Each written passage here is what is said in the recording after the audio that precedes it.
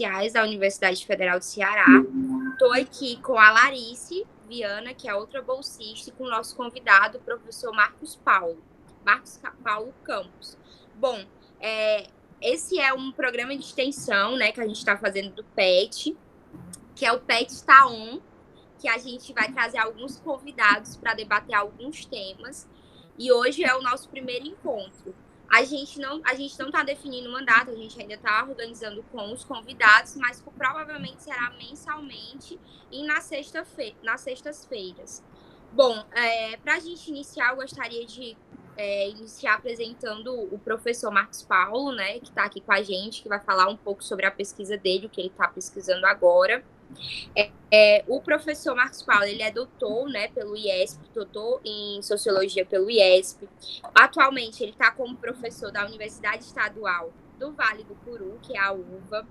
Ele já fez pesquisas na temática da reforma agrária, do movimento sem terra, também fez sobre política econômica do Brasil, tanto nacionalmente como internacionalmente, e agora focado numa política econômica da América Latina, né, vendo as consequências também, e na pandemia e no pós-pandemia. E hoje o nosso tema vai ser a América Latina e as mudanças globais no pós-pandemia, que, se eu não me engano, é o seu projeto no momento de pesquisa, né, professor? Um tema muito interessante, eu tenho certeza que vai ser uma discussão muito instigante. Eu espero que todos gostem e participem. Bom, agora eu vou passar a minha fala aqui para a minha companheira, a Larice, que vai falar um pouco sobre a temática, né, tentar falar um pouco sobre a temática, não tão bem quanto o professor, mas para a gente conseguir iniciar. Olá, gente, boa tarde a todos. Enfim, já fui bem apresentada aí, eu me chamo Larice. Inicialmente, queria agradecer a presença do Marcos Paulo, né, do professor Marcos Paulo, que se dispôs a estar aqui em plena sexta-feira, nessa tarde, com a gente, tentando debater um pouquinho. E a presença de todo mundo que está participando aqui da nossa conferência, né? E ainda mais devido a esses problemas técnicos, a gente reitera o agradecimento. Bom, hoje nós vamos conversar um pouquinho sobre o projeto aí que está em pesquisa do professor Marcos Paulo, que desenvolve aí acerca das desigualdades, do aprofundamento das desigualdades, da crise econômica derivada do momento pós-pandemia, né? A gente vivencia, né, uma crise direta e colocada pelo próprio capitalismo, e aí é central colocar em debate que esse desequilíbrio permanente do capitalismo é uma essência central, né? E aí, diante desses contextos de dura crise, são as populações mais vulneráveis que são duramente afetadas, né? E se aprofunda ainda mais o próprio desequilíbrio e reajuste econômico do mundo, enquanto uns conseguem, nesse meio pandêmico, se localizar no topo da pirâmide, em contrapartida, a população mais vulnerável fica aí cada vez mais necessitada, enfim. E aí, nesse sentido, é mais ou menos isso que a gente vai estar debatendo hoje. Acho que o Marcos vai explicar um pouquinho melhor, mas está com a palavra. Professor, assim, eu gostaria de pontuar só uma coisa que eu acho muito interessante dessa sua pesquisa, que é você fala um pouco sobre essa questão da maior tolerância, né, da questão do endividamento público, né, e também da necessidade do Estado, né, dessa questão da presença forte do Estado, como agora nessa pandemia e no período pós-pandemia isso foi muito visto, né, a necessidade de um Estado forte, de um sistema de saúde público presente. Enfim, eu achei muito interessante. E também, como sou suspeita a falar, como gosto muito dessa questão política, do enfraquecimento das lideranças da extrema-direita, né, que não defendem um Estado forte. Então, assim, eu estou muito ansiosa para o nosso debate. Aí eu vou passar a fala para você agora, para que você consiga explanar melhor o tema, ok? Ok. Bem, boa tarde a todos e a todas. Eu agradeço mais uma vez a todo o grupo do PET, agradeço ao professor orientador Edmilson Paraná, agradeço às alunas Larice, Vitória e Andressa, acertei? Andressa, Isso. que receberam aqui inicialmente, né, estão moderando esse debate. Agradeço a todo mundo que está aqui participando. Quando fui convidado, né, fiquei feliz de ser convidado para falar de um tema que considero tateando um pouco, porque é, esse tema significa uma transição temática, né, na minha trajetória de pesquisa, como bem falou a Vitória Kelber. Eu sempre trabalhei com sociologia rural, política agrária nacional, conjuntura política, né? Então, sempre trabalhei o que se pode chamar como uma sociologia política a partir dos conflitos sociais no campo. E nesse período em que fomos todos, né, tomados pela pandemia, de fato, houve uma mudança da minha curiosidade em torno desse fenômeno, né, que eu considero um fenômeno sociologicamente muito interessante, né, não apenas do ponto de vista, digamos assim, estritamente da sociologia da saúde, ele é um fenômeno interessante, né, como experiência social do processo saúde e doença, mas o que mais me interessou é como esse processo foi acompanhado daquilo que o Zé Maurício Domingues chama de giros modernizadores. É um pouco isso que eu estou tentando perseguir com um ou outro projeto de pesquisa que apresentei e que tenho trabalhado, inclusive, também como programa de iniciação científica. Há bolsistas que trabalham comigo no recolhimento de informações e nas leituras, né? Então, a minha exposição aqui para vocês, ela não pretenderá ser, assim, uma conferência de final de processo de pesquisa, certo?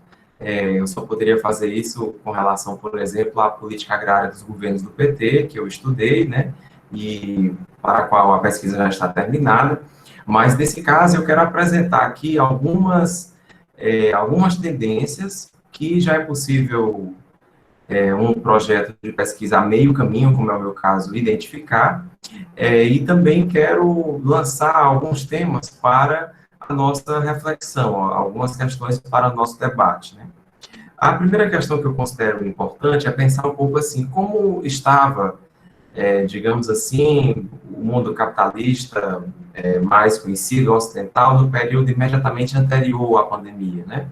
Eu acho que uma coisa importante a pensar é que, do ponto de vista do centro do sistema capitalista, lembrando aquela distinção, né, entre centro e periferia, do ponto de vista, assim, do que estava ocorrendo no centro, nós encontrávamos, digamos assim, uma circunstância em que o desenvolvimento de uma espécie de social-liberalismo que se apresentou nos últimos anos, né? Eu estou pensando que houve toda uma mudança de política econômica no centro do capitalismo após a Segunda Guerra Mundial, políticas com forte presença estatal, tanto no caso dos Estados Unidos, né, como no caso da Europa, principalmente, e após o binômio, né, Margaret Thatcher e Ronald Reagan, nós passamos a ter digamos assim, a ascensão de proposições no campo do neoliberalismo no centro do capitalismo, né? Nos últimos anos mais recentes, talvez desde Tony Blair e Bill Clinton, nós tenhamos assistido uma espécie de social-liberalismo, alguma coisa que foi muito mais prática do que teórica, mas que levou o centro do capitalismo a tolerar o exagero ou a ampliação de relações de competição, ainda no contexto de políticas públicas de distribuição de renda resilientes, né? Então, esse cenário, ele meio que entrou em colapso no início dos anos 2000, mais no final da primeira década, com a crise de 2008, que, digamos assim, recebeu no centro do capitalismo uma resposta negativa para os trabalhadores, né? Desde a crise de 2008, nós tivemos a realização de, acho que mais de 100 reformas ou trabalhistas ou da Previdência no mundo inteiro, impulsionadas também muito por decisões tomadas no centro do sistema, né? Então, esse ambiente de crise, que já é uma situação de transferência de renda dos pobres para os ricos, né? E reformas também em favor dos processos de competição e acumulação de renda no topo das pirâmides, ou no topo das estruturas de distribuição de renda e de poder, né? Essa situação encontra na eclosão de líderes da extrema-direita, digamos assim, um sintoma meio como que o Gramsci diz e a Sabrina do Tese 11 recupera, né, encontra um sintoma mórbido, né? Ou seja, não havendo, estou pensando aqui, né, não havendo uma resposta contestatória, né, esse mal-estar, essa insatisfação, ela se apresenta a partir de lideranças com esse corte, né? Então, no centro do sistema, nós passamos a ter, frente à crise desse programa social liberal, né, e frente aos processos de enfraquecimento do sistema de proteção dos trabalhadores, das maiorias sociais, e transferência de renda das bases para os topos, né, das estruturas de classe, nós encontramos a eclosão dessas lideranças, né? E elas se apresentaram nas mais diferentes formas. É claro que, quando a gente fala isso, a forma, digamos assim, mais acabada, se alguém quiser um tipo ideal, fica com Donald Trump, certo? Mas não significa que não tenham eclodido outros ou não tenham assumido relevância algumas lideranças que, mesmo não tendo chegado ao poder, influenciam tomada de decisões. Eu estou pensando no caso, por exemplo, da AfD na Alemanha, estou pensando da Le Pen na França, que tiveram um papel importante, estou pensando até o caso do Vox na Espanha, certo? Então, esse era mais ou menos o contexto no centro do capitalismo, né? Uma crise do programa social liberal, reformas liberalizantes e, do ponto de vista do mercado, né? E a ascensão de líderes de extrema-direita. Na periferia, na semi-periferia, na periferia, nós encontramos uma outra... Estou falando desse mundo aí, claro que caberia aqui uma nota bem importante sobre a situação chinesa, né, que, nesse caso, não vai obedecer à mesma lógica, né, mas cabe lembrar que o influxo do comércio mundial também, que está na base, por exemplo, da crise de distribuição de renda que se apresentou, inclusive nos países do centro do capitalismo, também tem a ver com a redução do programa de compras chinês, que teve rebatimentos no Brasil. O próprio contexto da queda da Dilma tem um pouco a ver com isso, tá? Mas o caso chinês levaria a uma nota muito longa aqui. Eu quero só colocar aqui, olhando para o gigante asiático, ele continuava a crescer, mas não do mesmo tamanho, não comprando tanto como antes e, em certa medida, preocupado também com as suas diferenciações internas, ou seja, com o problema da pobreza e da desigualdade interna à vida chinesa, tá?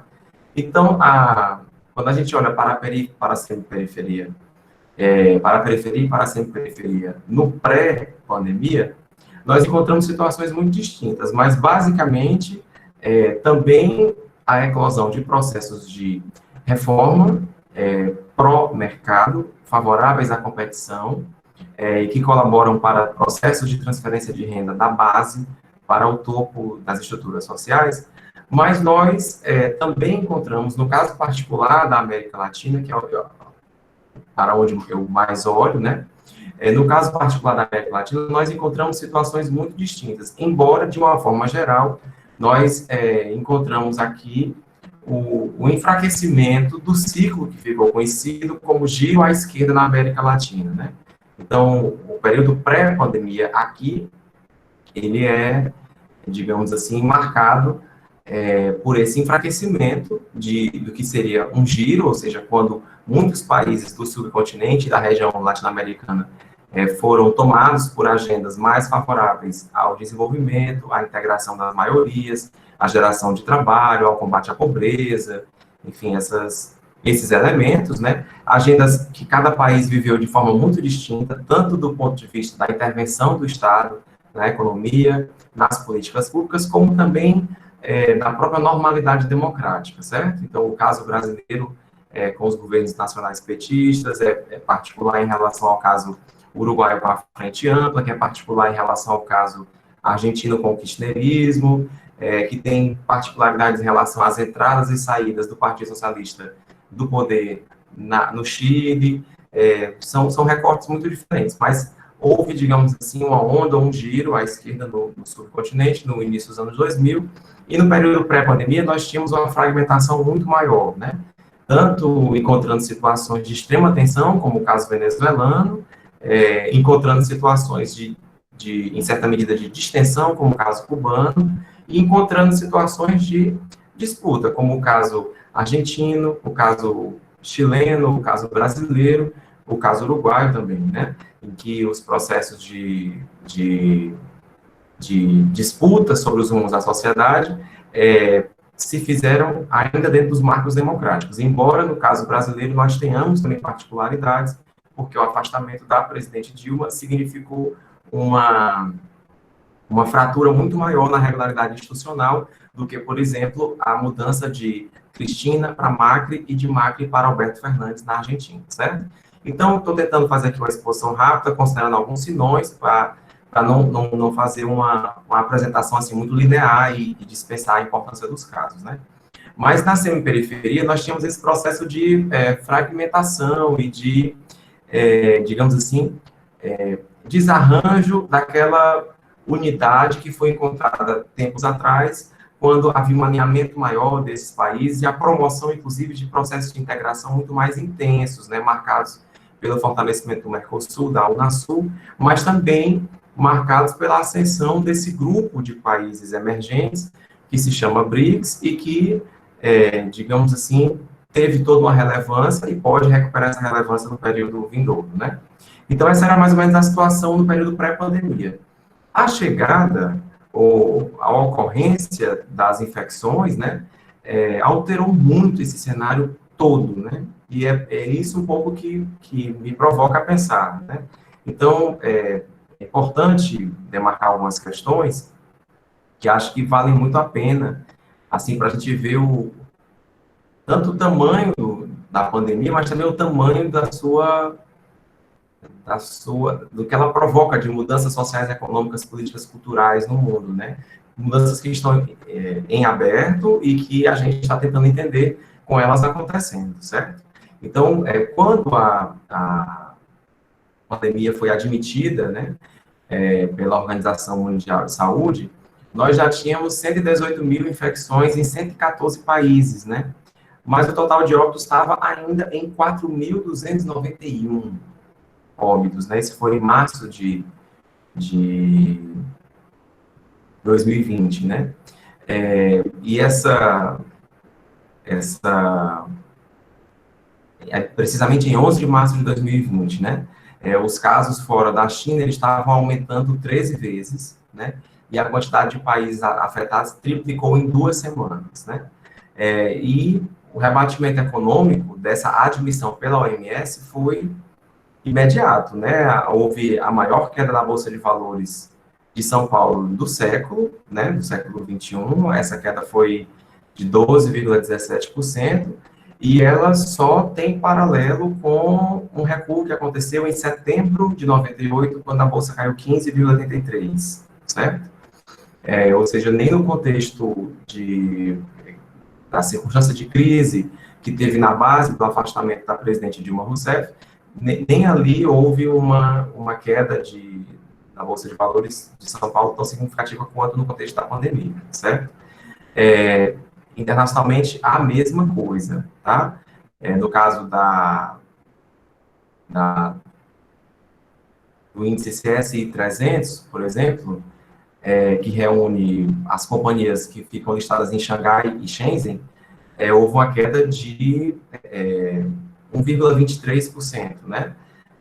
E o índice específico de Xangai cai 0,83%. Então, assim, o alerta foi tão significativo que a OCDE admitiu que seria necessário, para enfrentar as consequências da pandemia, um plano internacional com a mesma ambição do plano Marshall, né? Ou seja, com a mesma ambição do plano que foi estabelecido para a recuperação da Europa após a Segunda Guerra, tá?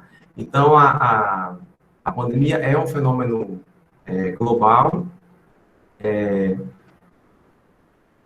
com origem na questão de saúde e com tremendo impacto econômico e social, né? O que me interessou aqui foi buscar em que medida essa pandemia esteve na base, né, de mobilizações sociais e respostas estatais diferente do curso que o mundo estava seguindo antes, né? Então, a instalação da pandemia, ela colocou em questão, digamos assim, o trânsito que parecia meio que tranquilo, né, de agendas sociais liberais no centro do capitalismo para agendas abertamente neoliberais, né, que, no caso, estavam em curso com Trump nos Estados Unidos, mas também no Reino Unido desde o Brexit, né, e a ascensão de Boris Johnson, Theresa May, Boris Johnson, e, digamos assim, tudo digamos assim, todo o reforço internacional que a presença desses líderes ofereceu para o fortalecimento ou a chegada ao poder de figuras como Duterte, como Orbán na Hungria e como Bolsonaro no Brasil, né? Então, a minha curiosidade está um pouco aí, né? E a pandemia foi um fenômeno muito transformador, né? Quando eu digo a pandemia, eu estou querendo dizer os conflitos sociais que ela inspirou, né? Então, o que a gente pode perceber é que no centro do capitalismo houve uma alteração muito significativa do ponto de vista das subjetividades, do ponto de vista do debate público, né? Não sem resistências, é óbvio que houve resistência. Por exemplo, aponto um fenômeno de resistência, digamos assim, um editorial do Financial Times que chama Repensando as Medidas de Lockdown, em que esse veículo, que apresenta o pensamento de um certo setor econômico, né, em que esse veículo propõe a ideia que foi falada aqui no Brasil, da chamada quarentena vertical, de isolar apenas os idosos, essa temática, ela não veio pela mão de epidemiologistas, ela veio pela mão de setores, veio pela mão de articulistas e de veículos de comunicação ligados ao mercado financeiro, certo? Então, isso indicou uma certa resistência ao que seria recomendado pela OMS, que era o estabelecimento das políticas de lockdown, distanciamento social e contenção da circulação das pessoas por onde o vírus circula, né? Mas houve, digamos assim, um processo que eu diria até rápido, de mudança das mentalidades no centro do capitalismo, né? E isso esteve na base da constituição de planos de ajuda econômica e de conforto do ponto de vista econômico e financeiro para as famílias, para os indivíduos e para as empresas no centro do capitalismo, que meio que lideraram um debate internacional em torno do apoio estatal às populações, às sociedades, para que elas pudessem experimentar, realizar as tais quarentenas e distanciamentos sociais e lockdowns, decretos de lockdowns que eram necessários para conter a circulação do vírus, tá? Então, assim, a zona do euro, com a liderança da França e da Alemanha, mais uma vez, né, aprovou um programa inédito de recuperação, né, com a alocação de 1,8 trilhão de euros, né? É o maior programa de ajuda econômica da história do bloco, né? E houve também uma mudança na forma do endividamento do bloco, né? O Wolfgang Streeck, é um autor alemão interessante, e ele escreveu uma obra inteira para chamar a atenção como a União Europeia se transformou numa máquina de liberalização e como isso acontece a partir do mecanismo de endividamento dos países, né? E no caso desse plano de ajuda agora, mais recente, o endividamento ele é coletivo, ele é do bloco como um todo, certo? Ou seja, as dívidas de natureza da pandemia não serão cobradas como nós vimos aquela cobrança, por exemplo, em cima da Grécia, em cima de Portugal, em outras situações, tá? Porque nesse momento é o bloco como um todo que assume o custo que assume esse endividamento, tá? Nos Estados Unidos também, a despeito da presença do Trump, né? Houve um acordo no Congresso entre os dois partidos, né, republicano e democrata, e o programa de recuperação econômica que o próprio Trump sancionou foi também o maior da história dos Estados Unidos, certo? E o Joe Biden, depois de eleito, também seguiu também com um pacote de estímulo, que no caso do Joe Biden está chegando a quase 2 trilhões de dólares, tá? Então, uma das alterações iniciais foi essa, né? Que o Estado daria o suporte econômico necessário para que a população fizesse ou experimentasse adequadamente as medidas de segurança sanitária. Esse foi um elemento. Agora, a maior alteração, digamos assim, o maior giro modernizador seria a perspectiva de que o Estado não ficaria apenas aí. Ele não chegaria para apoiar as populações apenas neste momento, mas que ele, digamos assim, teria que assumir um papel muito maior do ponto de vista de indução dos processos de desenvolvimento daqui em diante.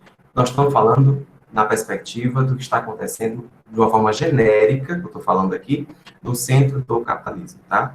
Isso significa a admissão pelos líderes mais importantes, significa os programas de apoio às sociedades, mas também a criação de linhas de crédito, financiamento, o estabelecimento de setores econômicos que serão apoiados, a constituição de bancos de desenvolvimento. Então, tudo isso está em pleno processo de vigência, o apoio ao desenvolvimento científico e tecnológico, enfim, nas mais diferentes áreas do conhecimento. Então, esse é um novo momento do centro do capitalismo, digamos assim, é um impulso que está presente nesse momento lá, tá? E isso está na base, por exemplo, da mudança de liderança política nos Estados Unidos, a transição de Trump para Joe Biden, né?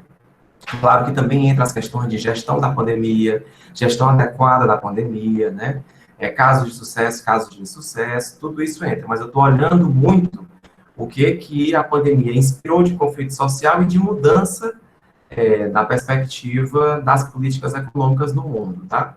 Então, a pandemia foi cenário de um novo impulso em favor da presença do Estado na economia, né? Mas, digamos assim, de uma chegada mais forte, não é qualquer presença, né? A professora Alba Pinho, que já deve ter sido professora de vocês, trabalha muito a perspectiva de que o Estado nunca sai de cena.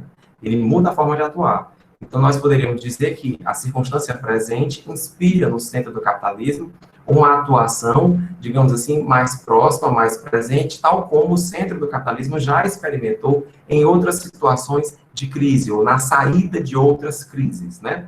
Como no caso da situação de penúria em que o mundo se encontrava no pós-Segunda Guerra, em que foram acionadas políticas de trabalho, né, tanto nos Estados Unidos como na Europa, e políticas gerais de apoio às sociedades, políticas públicas no campo da saúde, da educação, da moradia, certo?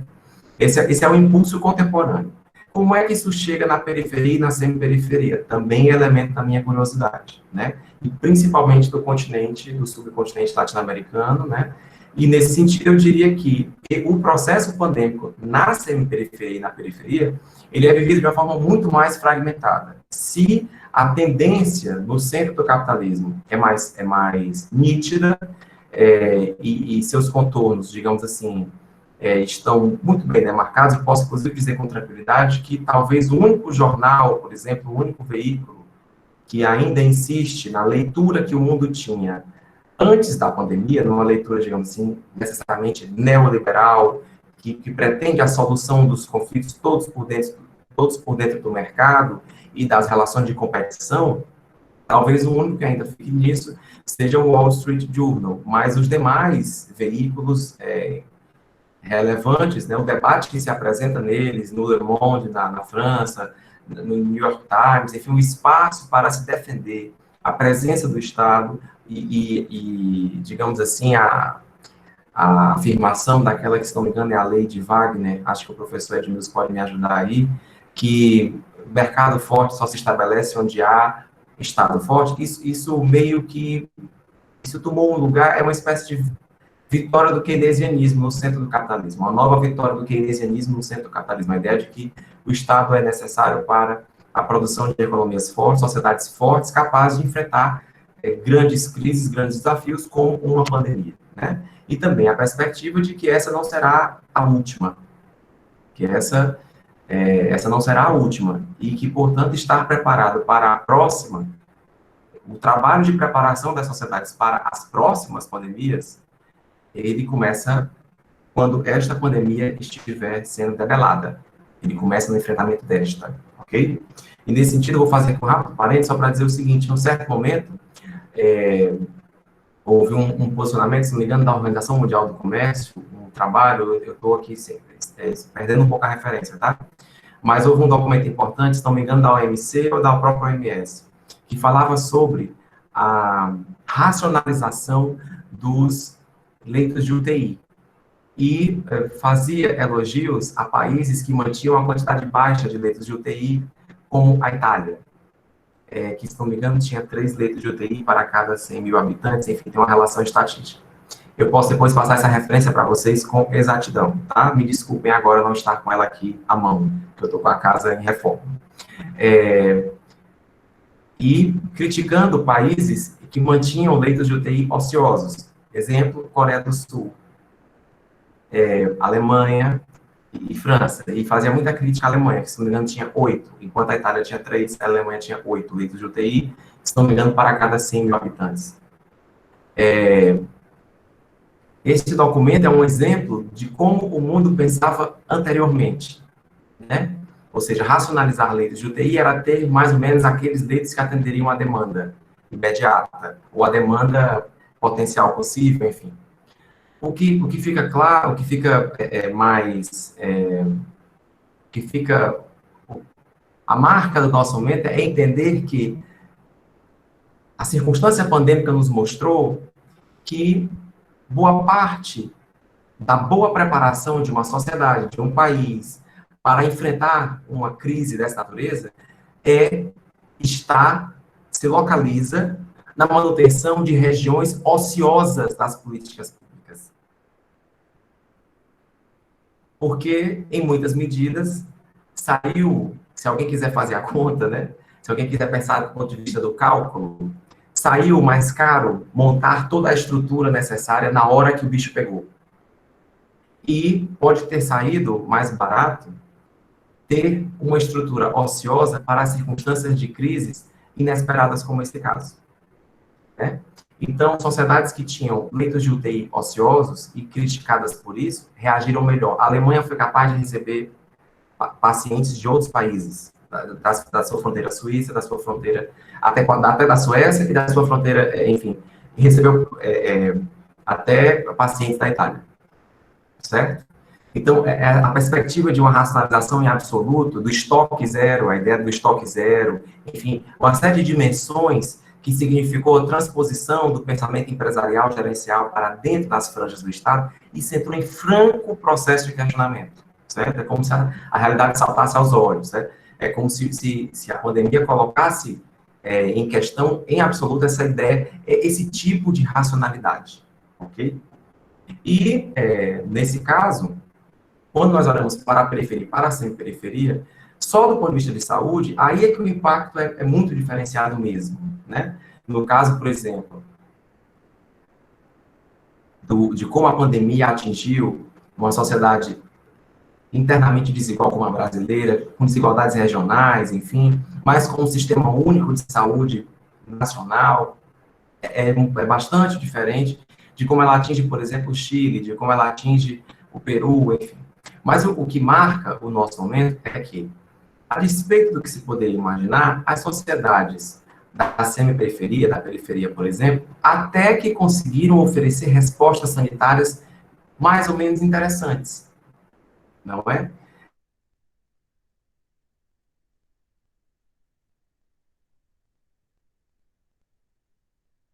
Do continente africano.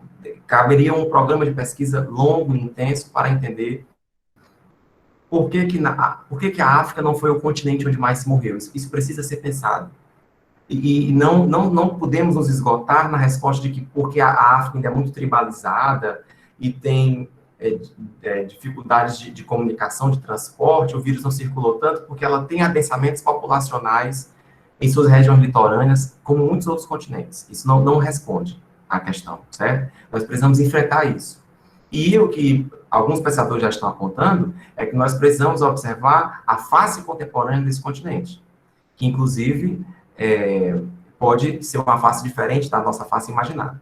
Mas quando nós observamos aqui, América Latina, e eu quero encerrar por aqui, o fato é que a pandemia encontrou o subcontinente, numa circunstância muito particular, de fragmentação de perspectivas políticas, menor integração regional, isso é uma verdade, certo?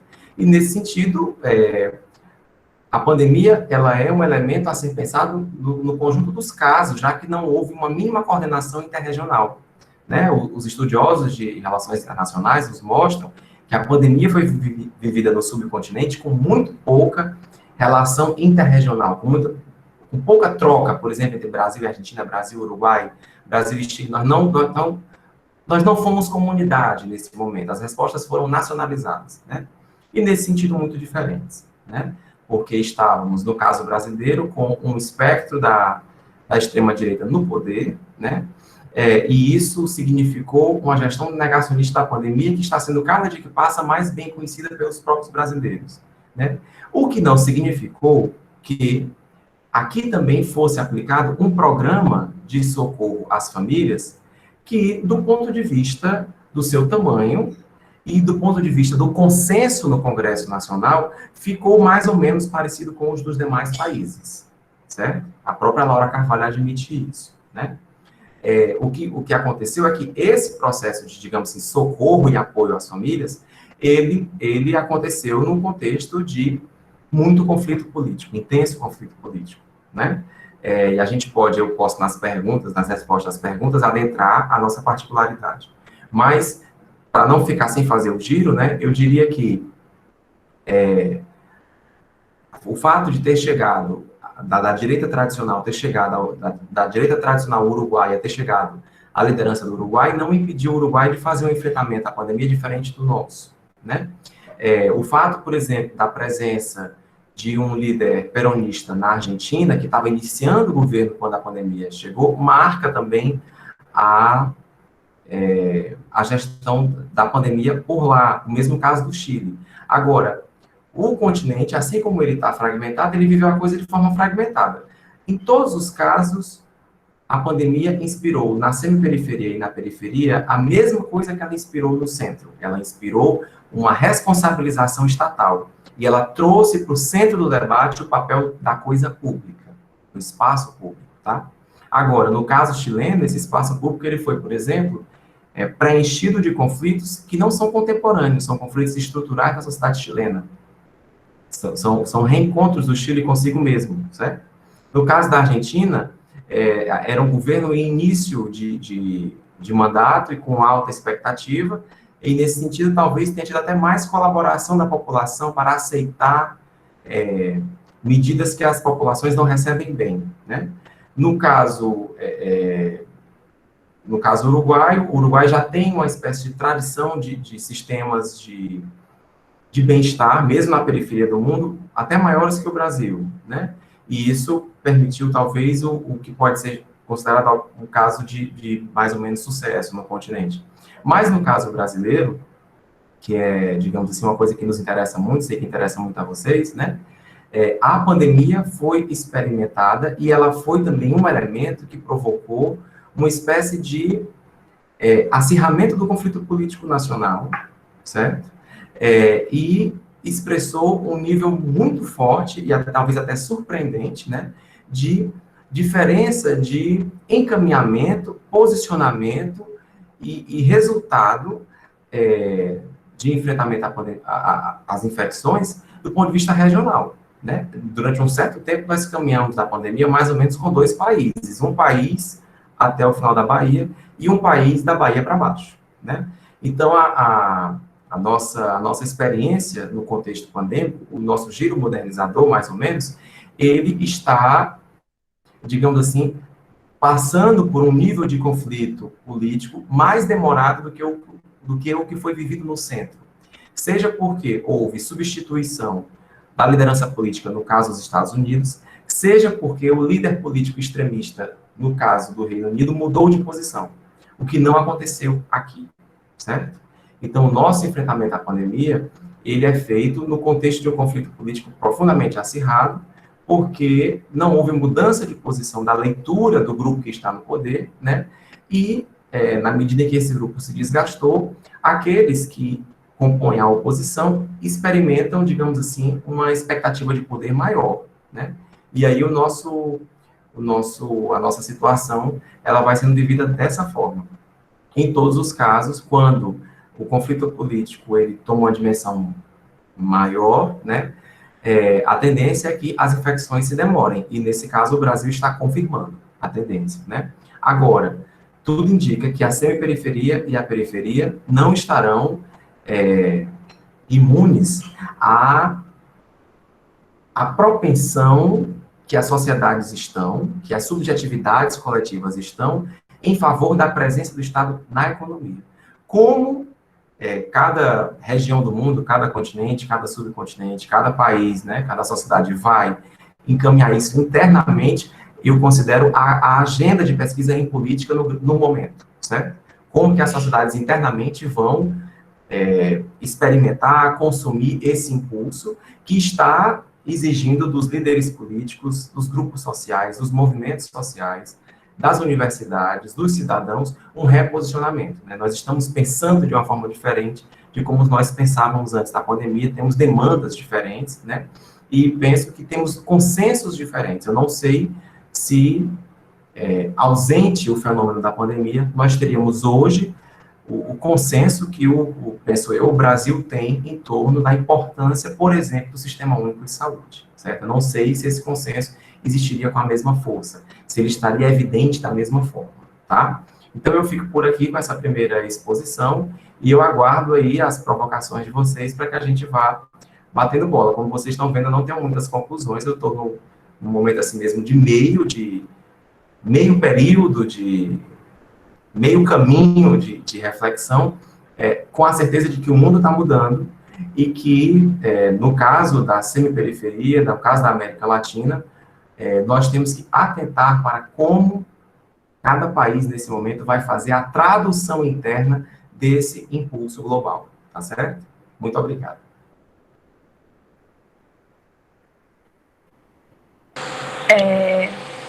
Não, novamente, né, Marcos, obrigada por ter topado, acho que foi uma reflexão muito importante.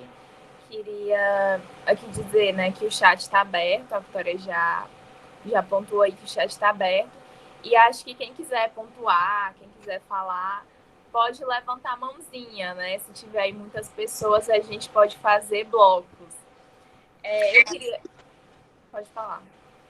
Não, mas se tu quiser fazer uma pergunta, tu pode fazer a tua pergunta logo, que aí depois eu... Não, então, acho que o debate ele foi muito importante, né? Principalmente nesse momento mesmo de disputa política que a gente está vivenciando. Eu acho que as perguntas elas podem ser feitas por áudio mesmo.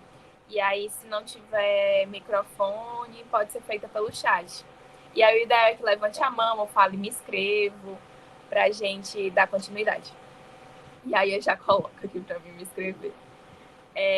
Não, então, acho que diante de toda essa disputa política, né, de toda a linearidade que foi traçada pelo debate, e aí desde a crise econômica vivenciada nos anos 2000, né, especificamente ali no final dos anos 2000, e a reverberação que essa crise trouxe nos países periféricos posteriormente, e à luz de todas as disputas políticas, né, disputas políticas essas que eu considero que muitas nem foram vivenciadas ali nos marcos democráticos, né, como é o caso do Brasil, mas também como é o caso da Bolívia, enfim, e outros países que acabaram destoando ali um pouco do marco democrático, né?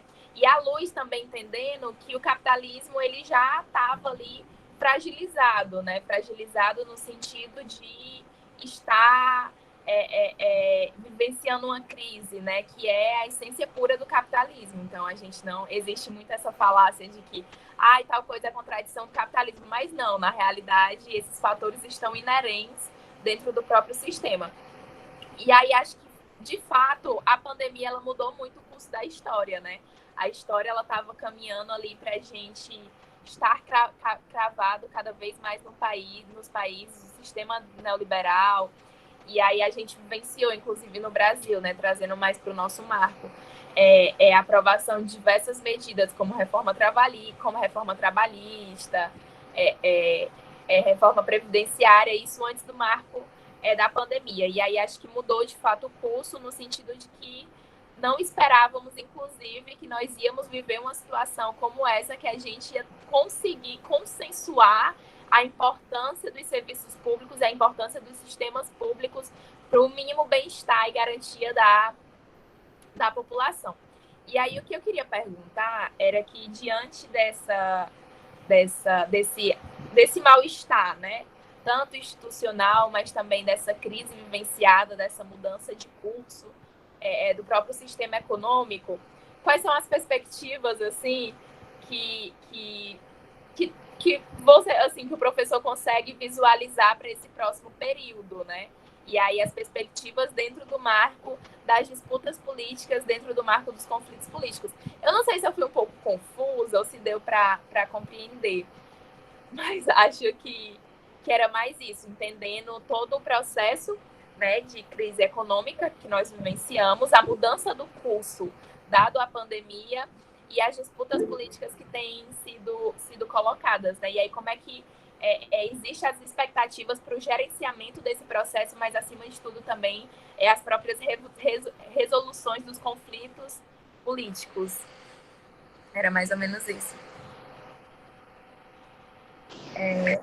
Ok, eu estou ainda formulando aqui a minha pergunta, porque, assim, na verdade, são muitas perguntas, né? Só que, ao mesmo tempo, eu digo, ele agora que está fazendo a pesquisa, ele tá, porque eu sou um pouco ansiosa, eu já quero saber coisas imediatistas, mas eu estou tentando formular aqui, mas parabenizar, tá, o companheiro, professor Marcos Paulo, muito bom essa reflexão, assim, eu adorei, assim, fiquei até motivada, gostei desse tema.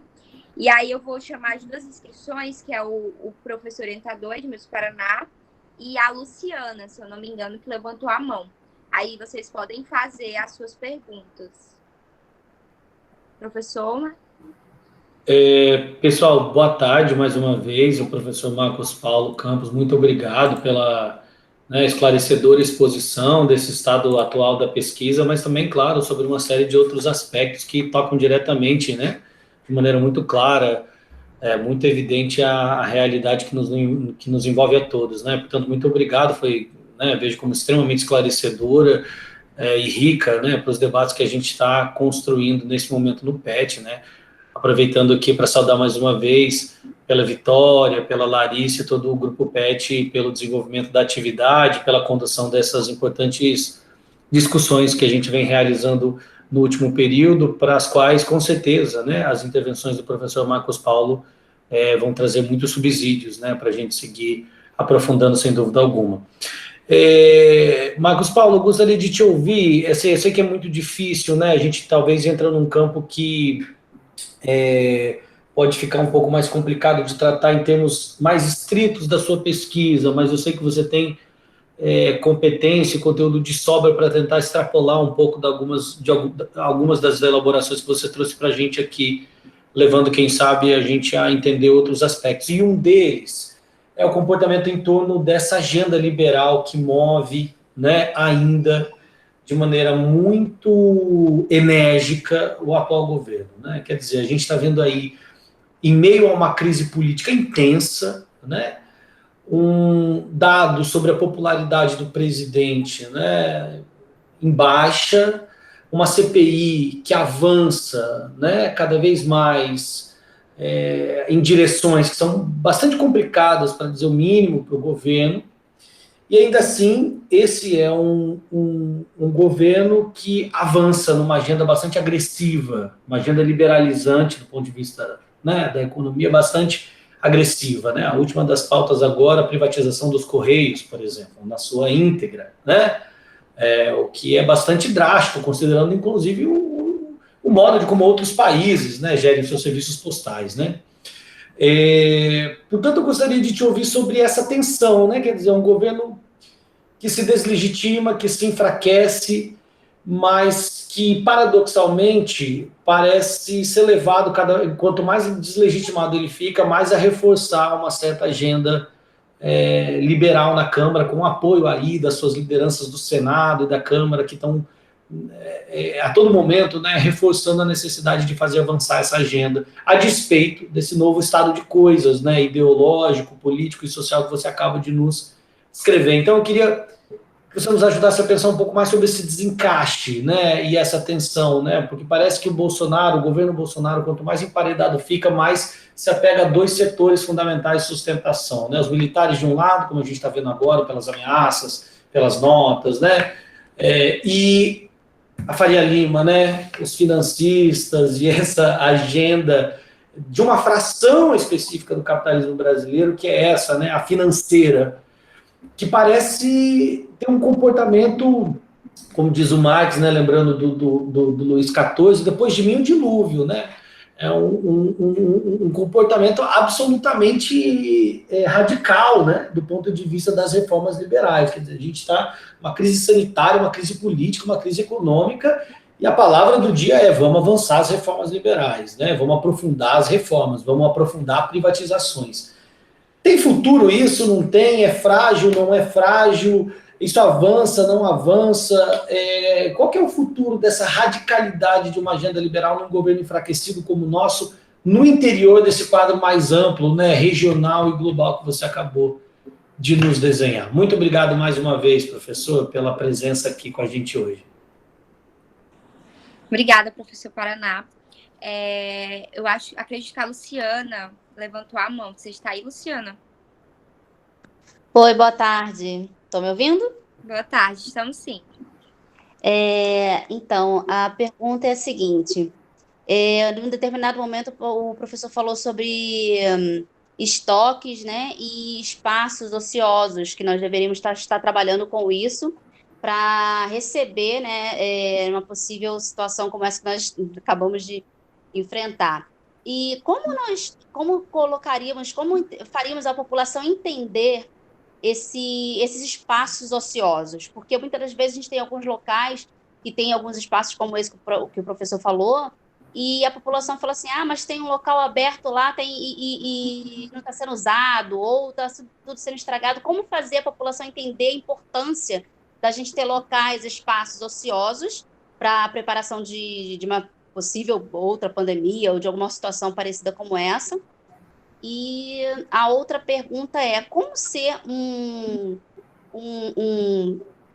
mestrado, um professor, um palestrante, alguém que passe, né, adiante entendimento cultural e tudo mais, sem ser esquerda e direita? Porque o que a gente mais se ouve hoje em dia é as pessoas sendo partidárias, né? Esquerda, direita, e a gente está esquecendo, nós estamos esquecendo de passar um entendimento para quem está chegando agora no meio estudantil, uma coisa de saber entender o que é para o nosso país estudar como um todo, além de ser, não sendo individualista. Não sei se eu fui bem clara nas minhas perguntas. Obrigada, Luciene. Obrigada. Luciene, muito bom, inclusive, a sua pergunta, porque como fazer um pensamento científico, né? Exatamente. Nessa era tão negacionista. Pronto, eu também tenho uma dúvida, professor. Vitória, você coloca... Oi. Podemos fazer melhor de 3, que já tem 3 perguntas imensas. Pronto. Responder, aí a gente volta. Pronto, pode responder, professor. Bem, assim, com relação às questões que a Larissa colocou, ela fez questões a partir da premissa que ela colocou de que o capitalismo está fragilizado, né? Existem evidências de que o sistema está fragilizado. Eu acho que nós precisamos rever essa formulação. Por quê? Porque já tem um tempo que a gente fala isso. Então, talvez ele não esteja fragilizado, não, né? As crises são a forma de ser do capitalismo, são a forma dele se refazer, né? E nós estamos acompanhando que o mundo passou a ter bilionários e cada dia que passa tem mais, e na pandemia estão mais bilionários ainda, né? Então, há um processo, aumentou a quantidade de pobres, aumentou a quantidade de pessoas com fome, e aumentou a quantidade de bilionários. Então, o processo de transferência de renda dos pobres para os ricos, para os muito ricos, está em pleno curso, certo? E eu penso que esse é um mecanismo muito importante para o capitalismo. Então, ele não está tão fragilizado assim. Vamos pensar sobre isso, tá? O que está fragilizado no capitalismo é uma coisa, não sei se ele, como todo, está fragilizado, certo? E aí você colocou a seguinte questão, né? O que vem depois, né? A gente pode capturar o futuro, né? Temos condição de capturar algumas linhas do futuro. Eu acho que fica claro que nós estamos numa situação que a solução dos conflitos nacionais, sociais, amplos, por dentro do espaço público está à mão. Está à mão no sentido de que ela está disponível, ela está acontecendo em muitas medidas no centro do capitalismo, né? Há hoje um processo intenso de circulação de informações, as pessoas na conversa cotidiana falam sobre a China, sobre a Suécia, sobre... Não precisa muito ter ido lá, enfim, isso entrou no nosso cotidiano. Eu acho que é um momento, não sei se o professor Edmilson concordaria comigo, em que o global, essa dimensão do global, ela entrou muito no imaginário do cotidiano, na conversa do dia a dia, pelas mais diferentes vias, seja por meio da fake news que o tiozão recebeu no WhatsApp falando que a China criou o vírus, seja por... Mas eu diria que isso entrou mais, isso está todas as noites nos jornais televisivos que as pessoas veem, isso está nos rádios, né, nos programas de rádio. Então, o imaginário do global, onde a pandemia deu certo, onde deu errado, para onde os brasileiros podem ir, para onde não podem ir, onde as fronteiras estão fechadas. Então, eu diria que isso... Eu mesmo conversei ontem com uma pessoa que tem uma oficina mecânica e vai fazer uma viagem para Foz do Iguaçu e queria conhecer a Argentina, não vai poder, porque as fronteiras estão fechadas. Então, assim, a pandemia, o global entrou muito nos cotidianos, certo? Então, eu acho que esse elemento de que o público é importante, de que o Estado tem um papel, esse elemento está à mão. Como esse elemento será mobilizado pelos diferentes grupos, aí cada sociedade vai ter arranjos diferentes. Mas eu penso que é uma tendência diferente da tendência que nós tínhamos antes da pandemia. Era uma tendência muito individualizada, muito privatista, do salve-se quem puder. Estou falando aqui grosso modo, tá? Mas de uma certa... Eu não consigo nem dizer direito esse termo, mas assim, é uma certa coatização da vida, ok? No começo da pandemia, as pessoas que são influencers digitais, que trabalham com perfis, internet, Instagram, essas pessoas tiveram uma dificuldade imensa de emplacar as suas postagens. Houve um desinteresse da vida dessas pessoas, certo? Não sei como é que está agora, acho que não está mais do mesmo jeito, tá bom? Mas o fato é que se recorreu a outro tipo de discurso, tá bom? Então, aquela onda de promoção até da docência coaching, que veio por dentro da BNCC, tem uma ideia de docência coaching ali, enfim, essas coisas, esse impulso de que o indivíduo resolve, de que ele entra na competição e ele se resolve, esse self-made man século XXI, multiplicado ao cubo, né, do indivíduo que faz o jejum intermitente e vai para o CrossFit e é o número 1 da empresa e tá, assim, é um nível de perfeição, de arranjo, né? Ele está o tempo todo treinado, né? E ele também, ele faz tudo isso e ele ainda é alguém atento a Deus, a graça, esse indivíduo neoliberal, que é um indivíduo que acredita na graça, acredita em si, é família, vai para o CrossFit, tem um Instagram perfeito. Essa coisa se desmontou, porque ninguém é assim, e esse indivíduo, se ele existe, ele não foi mais forte do que o vírus. Então, a crueldade dessa pedagogia do vírus, como nos diz o Boaventura de Souza dos Santos, ela está alterando subjetividades. Nós estamos acompanhando as subjetividades se alterando, certo? Eu penso que elas estão se alterando impulsionadas ao público. O que não significa que seja resiliente o convite à competição, certo?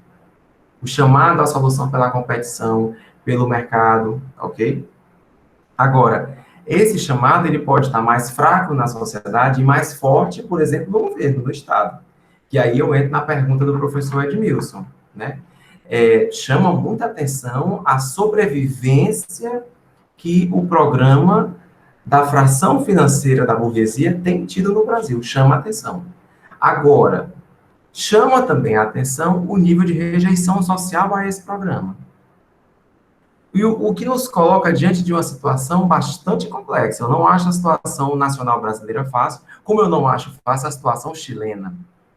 Porque o Chile criou uma outra arena de disputa. O futuro vai ser disputado por dentro da Constituinte, que é paritária, a primeira do mundo, paritária, certo? Então, tem uma presença de povos originários e tal. O Brasil não tem outro ambiente. Nós não constituímos um outro ambiente. E nem colocamos em xeque, digamos assim, o governo de plantão. Quando eu digo colocar em xeque, eu digo abrir uma comissão de impeachment, certo? Então, assim, o deslocamento da subjetividade no Brasil, ele está obedecendo um ritmo próprio. Ao que penso eu, professor, que isso tem a ver com o fato de que os passos que nós demos em direção, o deslocamento de subjetividade que nós vivemos e que garantiu a ascensão e a presença e a realização do bolsonarismo, ele foi muito profundo, certo? O bolsonarismo, ele tem uma dimensão acidental, mas ele, ao mesmo tempo, ele é um fenômeno meio que ele dialoga com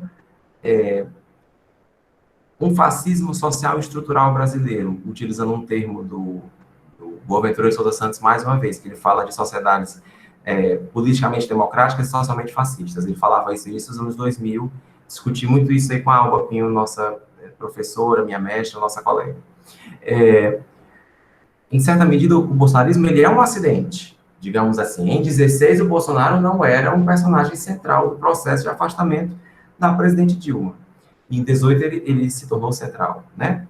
Mas, ao mesmo tempo, ele meio que incorpora dimensões estruturais das nossas desigualdades, dos nossos mecanismos de produção da desigualdade, o que dá a ele uma resiliência, uma resistência maior, né? E dá a ele uma complexidade que nós precisamos entender. Agora, eu diria que eu considero um sintoma interessante a rejeição social, né? E isso pode ter sido acelerado pelo processo pandêmico. Embora lembremos que os níveis de popularidade dele já não eram confortáveis no início da pandemia. O Brasil estava discutindo no início da pandemia o tamanho, o pequeno crescimento que havia tido no primeiro ano do governo dele, né? Ou seja, que a chegada dele no poder não inspirou aquela onda de otimismo que coloca a economia para frente, né? E a continuidade do desemprego e do desalento. Isso estava colocado ali. Houve, inclusive, uma certa melhora dessa situação quando veio o auxílio emergencial, né? O que nós estamos vendo agora é que o auxílio emergencial diminuído, o programa Bolsa Família enfraquecido, os resultados as consequências das reformas, isso tudo está se apresentando e adensado pelo contexto da pandemia. E o governo está diante desse grande bicho. Agora, tem um peso importante da orientação política do grupo que está no poder. E o grupo que está no poder não é um grupo que costuma fazer a mobilização típica de um governo democrático, né? Não estamos diante de alguém como Mitterrand, não estamos diante de alguém, enfim, que muda com a circunstância, né? Nós estamos diante de um grupo que prefere que a circunstância mude para que o grupo não mude. Então, é uma leitura que eu acho que vai insistir nas suas teses fundantes, senão não vejo esse grupo mudando muito de ideia, né? Até onde isso vai ser suportável, eu não sei, né? Mas o fato é que eu penso que está havendo uma descaracterização muito grande das próprias proposições. O processo de privatização da Eletrobras, ele tem uma cara, eu diria, muito particular, não consideraria semelhante ao que foi feito, por exemplo, nos governos do Fernando Henrique, né? E esse processo com os Correios também. Uma coisa, por exemplo, que chama a atenção, a Procuradoria-Geral da República se posicionou contrária à privatização dos Correios. Isso que é inconstitucional. Então, assim, eu diria que nós vamos assistir um embate institucional muito intenso, né? E eu não acho que a insistência do governo nas teses fundantes dele signifique a realização dessas teses em tipo puro, certo? Que elas vão vir por completo. Agora, isso significa que o conflito será permanente. Por quê? A oposição está com a evidente expectativa de poder. E o governo está se agarrando em suas teses mais primárias para sobreviver. Então, o nosso conflito vai se demorar. Certo? O mal-estar vai persistir. Haverá prejuízos a quem já está perdendo? Eu penso que sim. E eu não sinto, embora entre nós, os setores talvez mais atentos, o mal-estar seja muito grande, mas eu não sinto que a sociedade queira resolver isso logo. Eu não posso dizer que eu sinta isso, certo? Eu sinto setores com nível alto de incômodo e tal, mas eu não vejo um desejo de resolver isso logo. Tem manifestação na rua, tem, mas eu não sei se o fato de ter eleição ano que vem cria uma espécie de ideia assim, nós teremos a hora, né, de resolver isso. E também diria que tem uma outra questão. Eu acho que a luta cotidiana pela sobrevivência, nessa nossa situação de aumento constante do custo de vida, eu penso que isso está tomando a atenção dos brasileiros. Não sei se o professor concorda comigo, mas eu acho que a luta cotidiana pela sobrevivência está tomando um tempo muito grande na sociedade. Porque esse fenômeno está pesando no orçamento das famílias, no dia a dia, isso está bem forte, né? Eu sinto entre alunos, enfim, é um pouco a minha sensação. Porque do ponto de vista da evidência eleitoral, claramente nós já estamos diante de um deslocamento do eleitorado, né? E um deslocamento que parece firme. Nós estamos, acho que, com a 14ª pesquisa eleitoral, desde aquela do Datafolha de um mês atrás, que começou a apontar um deslocamento profundo, nós estamos acompanhando que as pesquisas todas estão confirmando, né? E o governo não mudou a agenda. Então, o mal-estar vai seguir, né? Se é a melhor coisa ou não, não sei. Não sei também se a melhor coisa seria interrompê-lo agora. Confesso que não sei mesmo. Mas eu diria que eu vejo um país que está apresentando a sua rejeição a essa gestão, e está premiando com popularidade alta os gestores da pandemia que foram por caminhos alternativos, certo? E está, digamos assim, sinalizando para a oposição que apoia a CPI, e quando se colocam nas pesquisas os líderes mais destacados da oposição, eles vencem o atual presidente. Então, o conflito está ocorrendo e está sendo processado, digamos assim, dentro das instituições e no espaço público. É uma pena que estejamos passando por isso, né? Às vezes eu entro meio em crise de consciência, crise cidadã, e fico me perguntando, na minha geração a gente tinha que passar por isso? Seria, meu Deus do céu, não podia ter sido de outra geração? Tinha que ser justo na minha, nos meus 35 anos? Mas eu aí assisto assim, um filme sobre nazismo e fico pensando que as pessoas que tinham 35 anos, em 40, na Alemanha de 40, tiveram que enfrentar talvez um bicho pior, né? E aí a gente faz esse comparativo e assume que a tarefa do tempo é defender a democracia e tudo aquilo que ela oferece de bom a uma sociedade, certo? Tem uma terceira coisa que a Luciane colocou aqui, né? Sobre a questão dos espaços ociosos. Como convencer a população? Eu não acho que a gente tem que convencer as pessoas de que tem que ter sala de aula sobrando na escola para a escola ser boa. Não é bem isso. Eu acho que nós temos que colocar para as pessoas que a gestão da coisa pública é uma coisa muito diferente de uma gestão empresarial. E a transposição de modelos, como se houvesse um modelo mãe, um modelo pai, como nos foi apresentado esse indivíduo empresa, isso não é isso que, desculpa, nos levará a uma situação de bem-estar, né?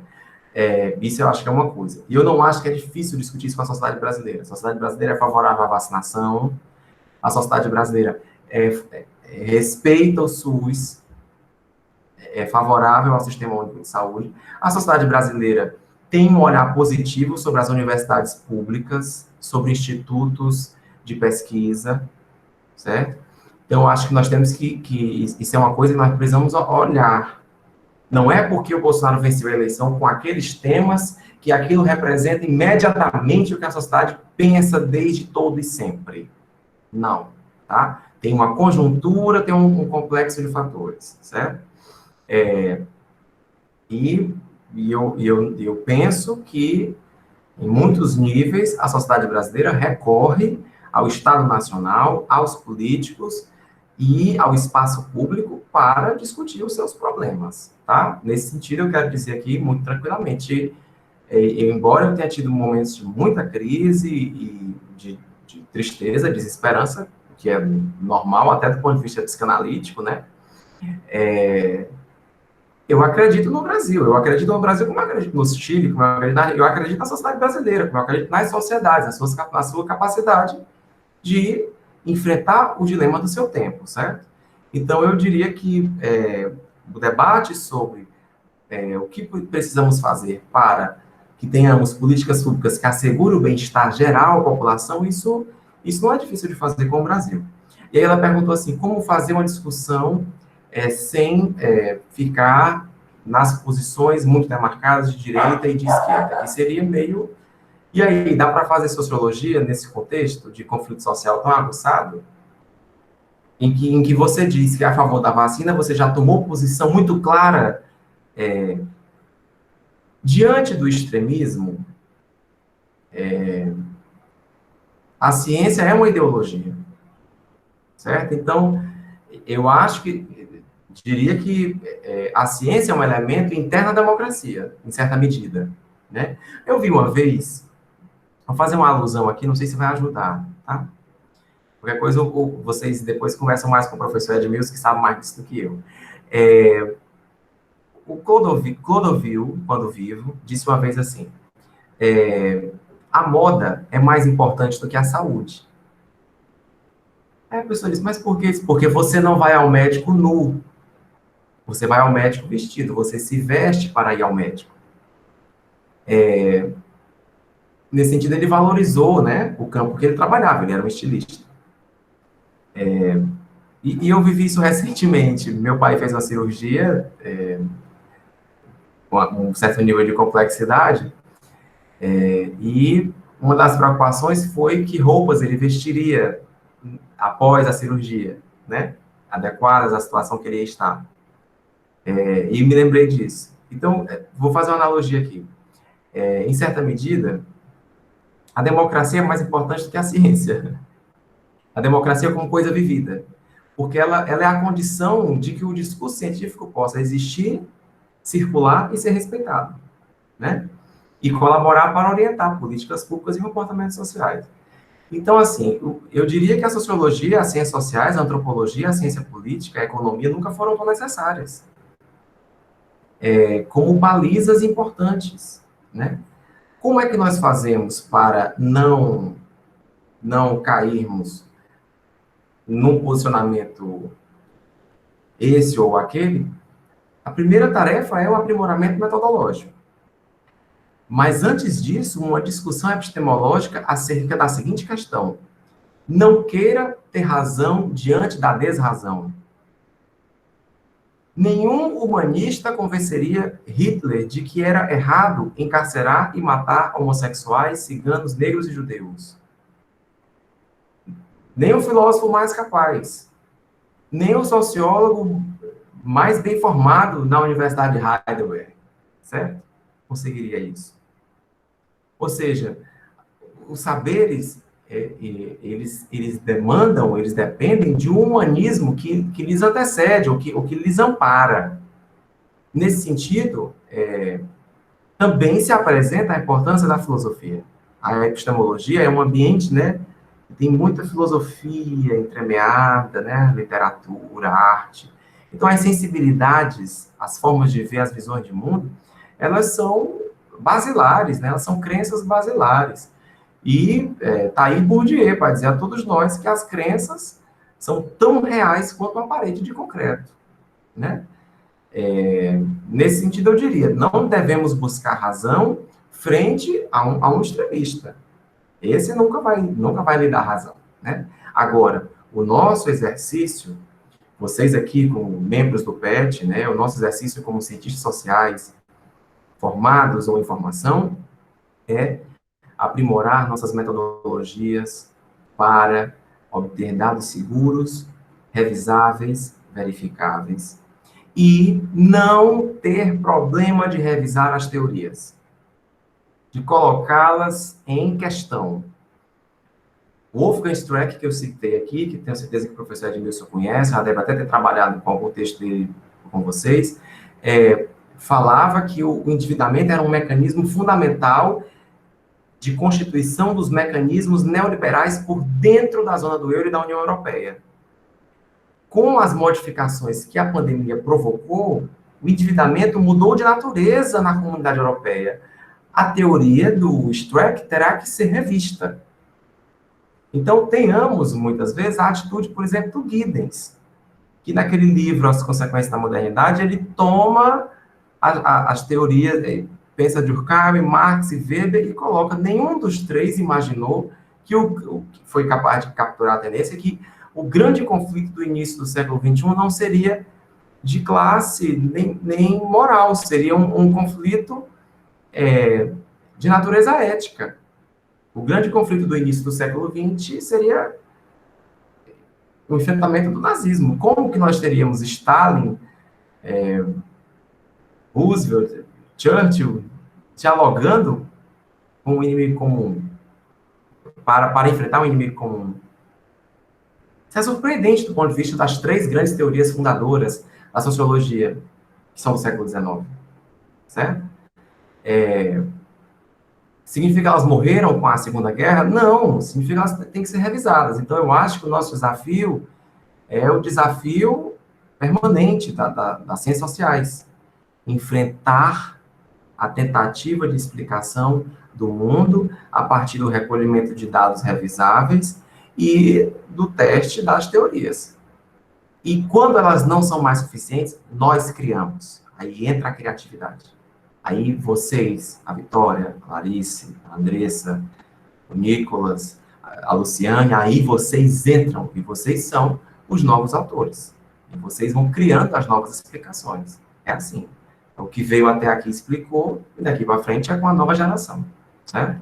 Então, eu acredito muito nisso. Eu também formo estudantes, né, sou professor, e todos os dias eu digo para eles, eu acredito que vocês darão conta da tarefa das nossas disciplinas, do nosso campo científico.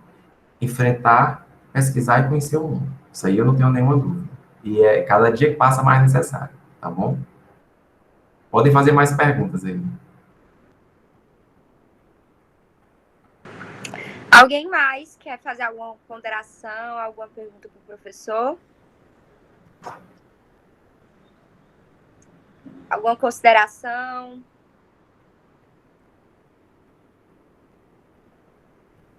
Bom, eu quero agradecer, já agradeci e agradeço de novo, porque foi muito bom, foi uma tarde de reflexão muito boa, sabe, professor Marcos Paulo?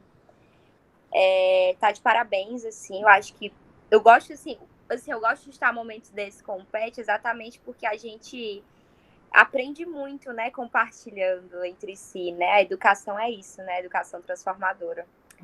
Quer fazer alguma consideração final, Larissa?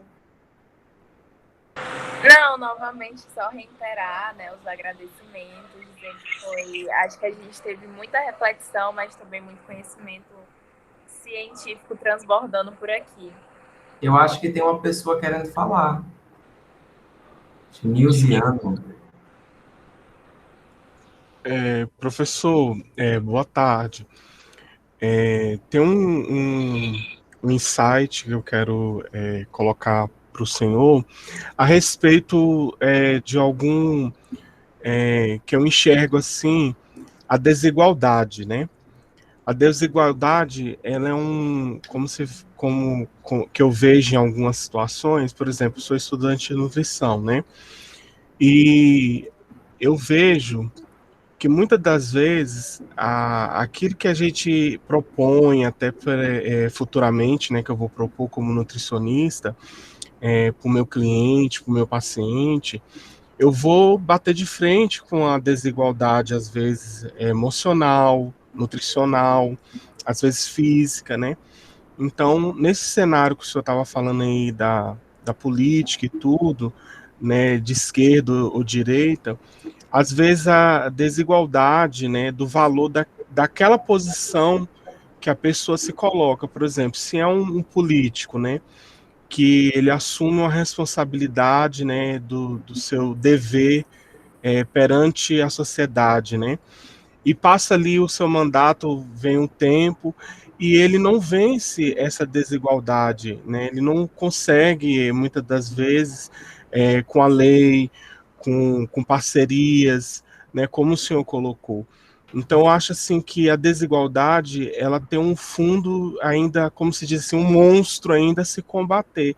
Eu queria que o senhor posicionasse a respeito dessa parte da desigualdade em si, que ela tem um efeito assim significante tanto na sociedade, né, que já é, como se diz, uma resposta, vamos dizer, maior para a sociedade.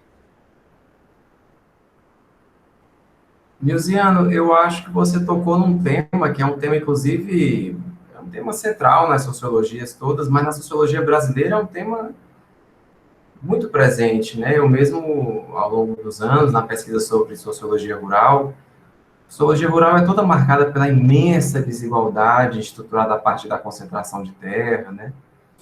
O que eu te diria é o seguinte, as desigualdades se apresentam de formas diferentes, né? As sociedades são de classe no mundo todo, na maior parte dele, mas não necessariamente elas têm um tamanho de miséria e fome como nós temos, né? E isso já pareceu superado no Brasil, mas efetivamente, nesse momento, voltou, se reapresentou de uma forma dramática, né? E esse é um tipo de questão que, como nós vimos, depende de um amplo consenso social e político, depende de políticas públicas, né? Mas também depende dos saberes que nós ofertamos, né? Então, lembro bem, quando começou o programa Bolsa Família, houve uma pesquisa que havia toda uma ideia que circulava, até em pessoas interessantes, inteligentes, que os grandes bolsões de miséria estavam nas zonas rurais, né? E quando a pesquisa se realizou, ficou muito claro que a miséria estava nos cinturões das grandes cidades, nas grandes regiões metropolitanas, né? Então, eu acho que nós vamos ter que identificar qual é a natureza dessa nova desigualdade no momento contemporâneo, né?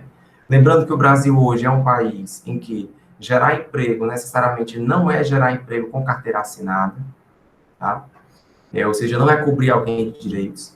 Lembrando que boa parte da política pública que mais enfrenta a situação de miséria e fome é a política da merenda escolar, ou seja, estar matriculado, livra muita criança da fome, né? Sobretudo se a escola ou a creche for de tempo integral, certo? Então, nós vamos ter que rever, é um país inteiro que precisa se movimentar para que isso aconteça.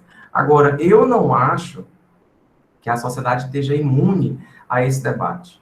Eu penso que o tema da desigualdade vai se apresentar na carência, no custo de vida, na demanda por emprego, na inserção dos jovens. Os jovens brasileiros estão dizendo nas pesquisas que estão se sentindo sem futuro, sem horizonte, sem expectativa, certo? E esse caldeirão, ele vai demandar uma responsabilização política. E quando ele vem e ele é colocado, até mesmo políticos que não dariam muita importância a isso, têm que observar esses temas, inclusive para se comunicar com a população, para serem eleitos. Então, isso muda o compromisso político do momento, certo? Leva até a pessoas pouco comprometidas a se comprometerem um pouco mais, né? E nesse sentido eu te digo, quando você pega o trâmite de uma lei, por exemplo, de um Bolsa Família, um programa, sei lá, Mais Educação, o programa da merenda escolar, o trâmite dele passa por políticos, às vezes um é relator, o outro é não sei o quê, passa por políticos de diferentes matrizes ideológicas. Mas passa, certo? Inclusive, muitos gostam de dizer que eu fui relator do programa tal, e não sei o quê. Então, eu acredito na mobilização social e no espaço público, no debate público, né? E eu, inclusive, convivo, por exemplo, no condomínio que eu moro, convivo com pessoas que votaram nas mais diferentes perspectivas políticas. Convivo, converso, gente que votou no Ciro, gente que votou no Amoedo, gente que votou no Bolsonaro, gente que votou no Haddad, enfim, eu convivo e eu sinto que essa temática ela atravessa as mais diferentes perspectivas, certo? Então, eu quero encerrar aqui dizendo que eu não vejo outro caminho que não seja a mobilização e o debate público. E eu penso que esses temas, essa ideia de que é preciso levar ao espaço público essas questões, nós estamos num momento favorável a isso. Eu quero crer nessa perspectiva, tá? Eu acho que tem um momento favorável. Agora, os ventos, não é porque os ventos estão soprando que as bandeiras estarão seguindo naquela direção. Você tem que colocar o mastro, hastear a bandeira, e ficar olhando também. Você tem que e chamar as pessoas para dizer, você está vendo como a bandeira está tremulando, naquele rumo, certo? Então, assim, não basta o vento para que os cabelos assanhem, certo? É preciso um pouco mais. E aí que a sociedade entra, porque a sociedade é um organismo vivo, né? Ela está se movimentando. E eu estou vendo muito movimento no país, muito movimento, em vários níveis. Movimento de opinião, movimento dos colunistas de jornais, movimento da sociedade mesmo na rua, por todo o Instagram, artistas que nunca falam de política falando, tem muita coisa acontecendo, nas mais diferentes visões.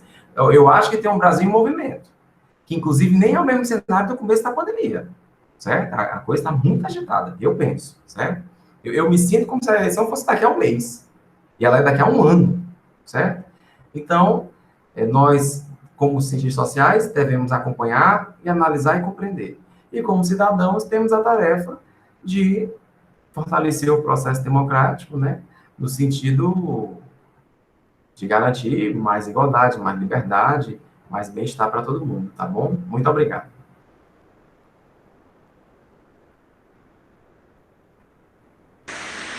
Nós que agradecemos, Marcos Paulo, foi muito bom, professor. Eu acho que todo mundo gostou muito do debate, a gente que é do PET, aqui do Programa de Educação Tutorial do curso de Ciências Sociais.